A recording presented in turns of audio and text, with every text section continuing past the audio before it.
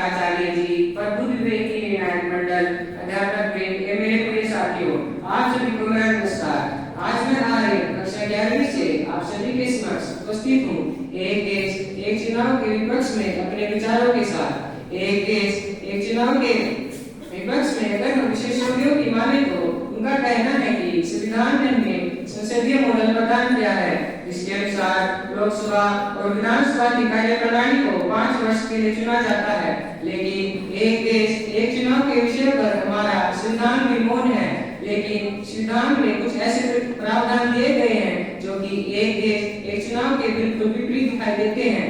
मसलन अनुच्छेद 2 के तहत हमारी संसद किसी भी राज्य को भारतीय संघ में शामिल कर सकती है और अनुच्छेद 3 के तहत हमारी संसद किसी भी नए राज्य का निर्माण कर सकती है, जिसके कारण उस राज्य में दोबारा से चुनाव कराने पड़ सकते हैं। इसी प्रकार अनुच्छेद 85(2) के अनुसार राष्ट्रपति लोकसभा के और अनुच्छेद 174(2) के अनुसार राज्यपाल विधानसभा की कार्यप्रणाली को घटा या बढ़ा सकता है। अनुच्छेद 352 के तहत किसी भी युद्ध, शस्त्र विरोध या आक्रमण की स्थिति में राष्ट्रपति आपातकाल लगाकर लोकसभा की कार्यप्रणाली को 5 वर्ष से पहले बंद कर सकता है।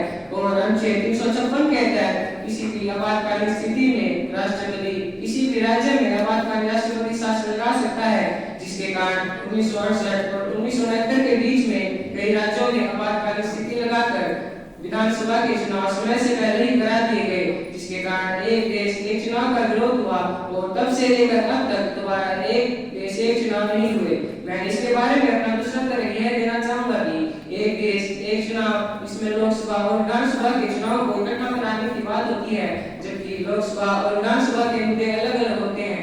लोकसभा के मुद्दे जो कि राष्ट्रीय मुद्दे होते हैं, जबकि विधानसभा के मुद्दे जो कि क्षेत्रीय मुद्दे होते हैं। अगर हम दोनों का चुनाव एक साथ कराएं तो जो लोग राष्ट्रीय मुद्दे हैं वो क्षेत्रीय मुद्दों के सामने गौण हो जाएंगे, या इसके विपरीत ये कहे कि जो क्षेत्रीय मुद्दे हैं वो राष्ट्रीय मुद्दों के सामने अपना अस्तित्व खो देंगे।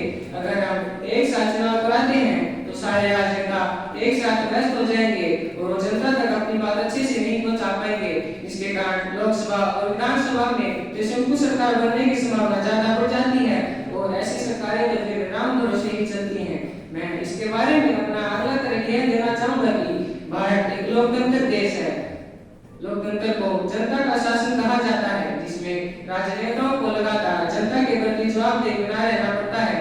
अगर एक साथ चुनाव हो गए तो राजनेता 5 वर्ष के लिए चुन लिए जाएंगे और वो 5 वर्ष के लिए निरंकुश होकर काम करेंगे, वे जनता के प्रति जवाबदेह नहीं रहेंगे। अगर एक देश एक चुनाव नहीं होते हैं तो छोटे छोटे अंतकालों पर चुनावों का सामना करना पड़ सकता है, जिसके कारण जनता के प्रति लगातार जवाबदेह बने रहेंगे। मैं इसके बारे में अपना आखिरी तरह यह देना चाहूंगा कि भारत एक बहुत बड़ा देश है, जिसकी जनसंख्या लगभग 140 करोड़ के आसपास है और इतने बड़े देश में एक साथ चुनाव कराने के लिए हमें बहुत सारी ईवीएम यानी इलेक्ट्रॉनिक वोटिंग मशीन की जरूरत पड़ेगी, जो बहुत ही महंगी आती है। लेकिन इतने बड़े देश में एक साथ चुनाव कराने के लिए हमारे पास पर्याप्त मात्रा में ईवीएम उपलब्ध नहीं है, जिसके कारण हम एक साथ चुनाव नहीं करा सकते।